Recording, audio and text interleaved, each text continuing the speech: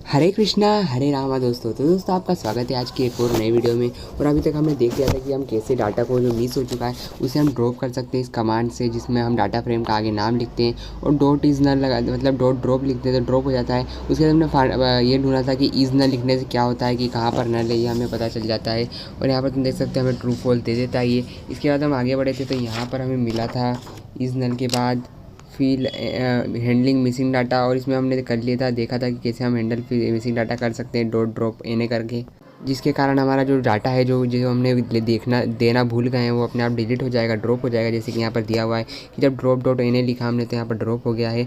और इधर वाले में जो तुमने देखा मिसिंग डाटा, इसमें हमें नल का पता चलता है ट्रू फॉल्स और ये फ़िल्टर करके देता है, यानी एक छन्नी जैसा है जो कि सारी चीज़ों को छान कर देती है, मतलब अच्छी चीज़ें दे देती है। उसके बाद आता है handling missing feeling missing values. तो यहाँ पर जो फीलिंग मिसिंग वैल्यूज़ है उसको कैसे हम हैंडल कर सकते हैं, जैसे कि हमने पहले देखा कि फ़िल्टरिंग डाटा करना, उसके बाद हमने देखा उसको ड्रॉप कर देना मिसिंग वैल्यू को। अब उसको देखेंगे हम उसको फिल कैसे कर सकते हैं। इसके लिए हम फिल वैल्यूज़ का यूज़ करते हैं, जैसे कि तुम देख सकते हैं यहाँ पर दिया हुआ है patient dot D F dot फिर एन ए लिखा है और यहाँ पर फिल वैल्यूज़ लिखा है। तो उसकी सारी वैल्यूज़ यहाँ पर फिल हो चुकी है, यानी missing values field as per पास डिक्शनरी, यानी जो मिसिंग वैल्यू अपने आप फिल हो जाएगी। और उसकी जगह मतलब जैसे कि पहले एन ए आता था उसकी जगह तुम्हें क्रॉस देखने को मिलेगा यहाँ पे। तो यहाँ पर हम मिसिंग वैल्यूज़ कर सकते हैं हम प्लेस की, हमें पता रहे कि यहाँ पर कोई वैल्यू है। और अगर हम वहाँ पर लिखना चाहते हैं कि वहाँ पर क्या वैल्यू लेनी चाहिए तो हमें डिक्शनरी का यूज़ करना पड़ेगा। तो हम वहाँ पर लिख सकते हैं कि जो एज है 0 कर दो और सेक्स जो है एक्स कर दो। तो जहाँ पर भी फिल एन ए, अगर हम डॉट फिल एन ए करते हैं उसके अंदर एज 0 डाल देते हैं और सेक्स एक्स डाल देते हैं, तो जहाँ पर भी एन ए यानी वैल्यू नहीं होगी वहाँ पर जो एज होगी वो 0 हो जाएगी और सेक्स होगा जो एक्स हो जाएगा। इसी की एग्जाम्पल में हम देख सकते हैं यहाँ पर जीवन और इसके एग्जाम्पल में दिया हुआ है ना और रूही के एग्जाम्पल में। और फिर उसके बाद आता है dot fill N A to, यानी missing value another data frame की डालना। तो filling missing values from another data frame, तो हम डाटा फ्रेम का नाम ही लिख देंगे तो वहाँ से जो वैल्यू अगर इसके अंदर मिसिंग होगी वो आ जाएगी। उसके बाद कंबाइनिंग डाटा फ्रेम का है और यहाँ पर हम देख सकते हैं यहाँ पर कॉन्केट है, और कॉन्केट का मतलब होता है दो चीज़ों को कंबाइन कर देना। तो यहाँ पर अगर हम दो डाटा फ्रेम को कंबाइन करना चाहते हैं तो उनको मतलब लिस्ट बना के लिखना पड़ेगा हमें स्क्वायर ब्रैकेट में। तो अगर हम उन्हें कंबाइन करेंगे तो यहाँ पर तुम देख सकते हो हमें देखने को मिल जाएगा कि दोनों डाटा एक पूरे हो जाएंगे और कंबाइन हो जाएंगे, और जो भी इसकी चीज़ें होंगी वो ऐसी रिपीट हो जाएंगी। अगर इसमें 5 और उसमें 5 है तो 5 और 5 मिला के 10 हो जाएंगे और हमें 10 वैल्यू देखने को मिलेगी। ये वैसे स्कूल में यूज़ किया जाता है और ये बहुत सारे मतलब बड़े बड़े रेस्टोरेंट या टिकट का हो गया या फिर हमारे जो पेमेंट होता है उसमें यूज़ कर सकते हैं हम इसका। यहाँ पर दूसरे भी यहाँ पर कॉन्केक्ट अगर हम इग्नोर करना चाहे तो इग्नोर भी कर सकते हैं, index is equal to true करके, और ये एक फंक्शन है। इसके बाद हमारे जाते हैं combining data frame using joint. अगर हम जॉइंट का यूज़ करेंगे तो ये थोड़ा बहुत अलग होगा।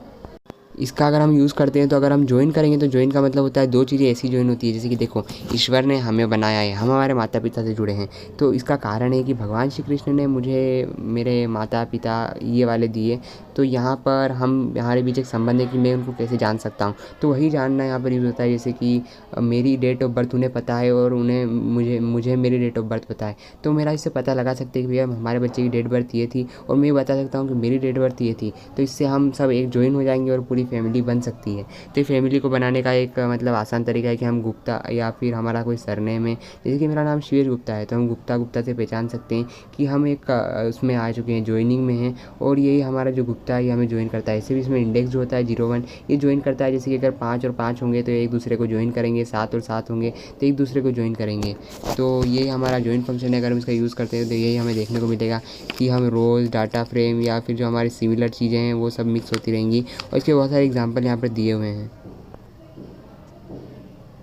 फिर उसके बाद आगे और बताया गया है जिसमें इनर जॉइन आउटर जॉइन और राइट जॉइन और इनर लेफ्ट जॉइन का दिया हुआ है। इसका अगर हम यूज़ करते हैं तो देखो किसी का जो पहले का इंडेक्स है और दूसरे का ये आ जाएगा डाटा, दूसरे का डाटा आएगा। अगर हम राइट करते हैं तो कुछ और देखने को मिलेगा, नहीं एक डाटा आएगा और एक इधर का इंडेक्स आ जाएगा, और आउटर इनर में भी हमें देखने को मिलेगा। इसके एग्जाम्पल यहाँ पर बहुत सारे दिए हुए हैं, और इसके लिए तुम्हें how is equal to left करना पड़ेगा, यानी पहले डाटा फ्रेम का नाम लिखना है, किसको ज्वाइन करना है और उसको किस तरह ज्वाइन करना है, उसका लेफ्ट वाला हिस्सा लेना है, राइट वाला हिस्सा लेना है, बाहर का हिस्सा लेना है या अंदर का हिस्सा लेना है, ये तुम्हें डिसाइड कर सकते हो। और यहाँ पर ऐसे बहुत सारे एग्जांपल दिए हुए हैं चारों चीज़ों के, ये हम देख कर समझ सकते हैं इस आसानी से, और इसको अगर हम कंप्यूटर में एग्जांपल यानी प्रैक्टिस करेंगे तो हमें अच्छे समझ में आने वाला है। इसके बाद यहाँ तक हो गया जोन बी वाला, यहाँ पर एग्जांपल भी दिए हुए हैं बहुत सारे। उसके बाद ज्वाइनिंग होना कॉलम, तो उसके लिए हम ओन का यूज़ कर सकते हैं ज्वाइन के साथ, उसमें हमने WHO करा था। अगर हम कॉलम ज्वाइन करना चाहते हैं तो ओन का कर सकते हैं, इससे हमारा जो कॉलम ज्वाइन होगा। कॉलम मतलब तो हम समझते हैं ना भैया, जो सीढ़ी जैसे रहते हैं, मतलब जो सीधे खड़े रहते हैं एकदम थंबे जैसे, हाँ मतलब बहुत बड़े मतलब एकदम नारियल के पेड़ जैसे। तो इसको तुम कॉलम समझ सकते हो, और कॉलम वैसे तुम घर का कॉलम भी समझ सकते हो कि घर का कॉलम जो होता है हम उसे कॉलम कहते हैं। दीवार को जो सीधी रहती है, जो पूरे घर को अपने ऊपर उठाए रहती है, तो उसे हम कॉलम मानना चाहिए हमें।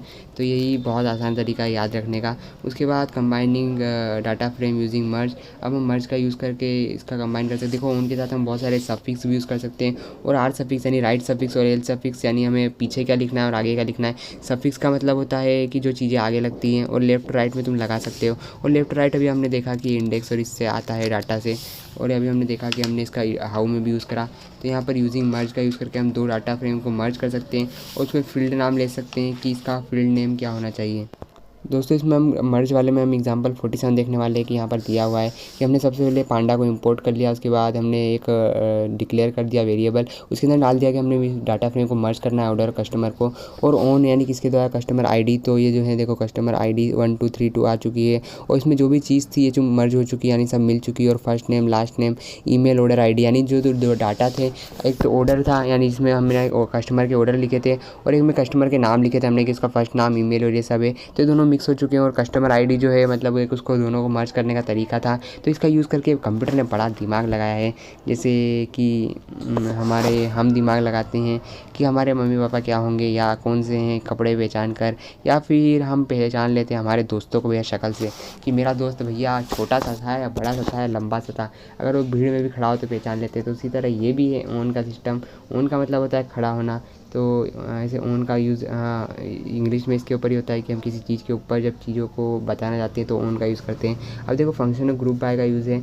अब यहाँ पर quarter wise, tutor wise, country wise और एंड सो ऑन, यहाँ पर बहुत सारे क्रिएट ग्रुप कर सकते हैं हम, जैसे कि ताहिरा, अनुष और गुरजीत, इन सब ने ग्रुप क्रिएट किया है। और ये ग्रुप तो बहुत बड़ा होता है, जैसे कि हम देखते हैं कि बहुत सारी टीमों का ग्रुप बनता है, आईपीएल में भी ग्रुप बनता है। और यहाँ पर कि जो हमारा अगर हम देखें भगवान के अवतार का, तो उनमें भी एक बहुत बड़ा ग्रुप बनता है, जिसमें भगवान अलग अलग रूपों में अलग अलग लोगों के साथ जन्म लेते हैं और बहुत आनंद करते हैं। तो यहाँ पर देखो df डॉट हम पहले डाटा फ्रेम लिखेंगे ग्रुप बाय ट्विटर। तो अगर हम ग्रुप बाय ट्विटर करेंगे तो उसके साथ ग्रुप हुआ हमें मिल जाएगा। तो यहाँ पर देखते हैं कि अगर हम ट्विटर लिखते हैं तो हमें कुछ ऐसा ग्रुप देखने को मिलेगा। तुम देख सकते हैं यहाँ पर ही दिया हुआ है कि अगर हमने यहाँ पर लिख दिया कि इसको ऐसे ग्रुप करना है, तो इसका जो ये ग्रुप करके बता देगा कि ये जो ग्रुप है इसके अंदर इतने इंटीजर है, इंडेक्स है, और ये पूरी इन्फॉर्मेशन दे देगा। जैसे कि अगर हम डॉट ग्रुप का यूज़ करते हैं तो ये लिस्ट द ग्रुप क्रिएटेड, उसका लिस्ट बना देगा ग्रुप की जो क्रिएट करी हमने।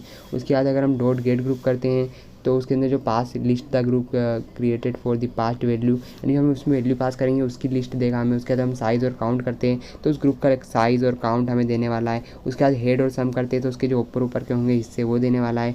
और ये तुम देख सकते हैं यहाँ पर अलग अलग चीज़ें, जैसे कि पूरा ग्रुप है और इसको पूरा लिस्ट बना के दे देगा वो। उसके बाद ग्रेड ग्रुप करेंगे तो इसके अंदर से जो हमें एक वैल्यू चाहिए उसका ग्रुप बना उसका हिस्सा दे देगा हमें पूरा। और अगर हम इसका साइज़ कैलकुलेट करना चाहेंगे कि कितने हैं, काउंट करना चाहेंगे, इसका सम करना चाहेंगे सबका, अगर इसमें तो सम नहीं होगा, पर अगर हमारे मार्क्स आते हैं अगर उसका सम करना चाहते हैं तो हो जाएगा। और मीन निकालना चाहेंगे कि हम ये इतनी बार रिपीट हुआ था वो भी निकाल सकते हैं। और यहाँ पर इसके बहुत सारे एग्जांपल जो दिए हुए इन्होंने, वेंकट, गुरजीत, और फिर उसका साइज़ भी निकाला है। अनुष्का में कितने थे, ये कितनी कॉलम है इसके अंदर, क्लास, कंट्री, क्वार्टर, ट्यूटर, तो ये चारों अनुष्का के अंदर आ चुके हैं। और अनुषा के यहाँ कितने ग्रुप में कितने मेंबर है ये भी है, तो ये भी 4 हैं इसमें बता दिया गया है। और काउंट हम करेंगे तो ये बता देगा कि काउंट यानी पूरा कैलकुलेट करके हम बताएगा कि उसके जो क्लासेस में वो 4 हैं, कंट्री में भी 4 है और क्वार्टर में भी 4 लोग हैं, तो ये पूरा हमें बता देगा। और फिर हेड का भी ऐसे यूज़ करना है हमें। अब यहाँ तक हो गया। इसके बाद यहाँ पर एक और एग्जाम्पल है पीछे की ओर। इसमें हम देख सकते हैं यहाँ पर कैटेगरी दी हुई है ABCDEFGHIG। तो यहाँ पर आईपैड, LCD, आईफोन, iWatch, बहुत सारी चीज़ें लिखी हुई है। और हम इसमें यूज़ कर रहे हैं ग्रुप बाय का। तो ग्रुप बाय का यूज़ करते हैं तो हमें पूरा देखने को मिल जाता है कि यहाँ पर टोटल ये जो नीचे दिया हुआ एक्सपेंडिचर कैटेगरी वाइज, तो ये हमें देखने को मिल जाएगा। तो यहाँ पर देखो हमने देखा है कि हमने सबसे पहले ग्रुप बाय लिखा, उसके बाद आइटम कैटेगरी यानी उसका नाम डाला कि आइटम कैटेगरी में से हमें चाहिए एक्सपेंडिचर सम ए, तो वो पूरा करके दे देगा कि ये आइटम कैटेगरी ये रही, तो हमारा जो एक्सपेंडिचर है और सम है यानी सबका सम करके दे देगा। और ए यानी देखो from the group result it will show on item category A is reset, तो ए से यानी शुरू करेगा वो, रीसेट हुआ फिर वहाँ से नीचे गिरता जाएगा।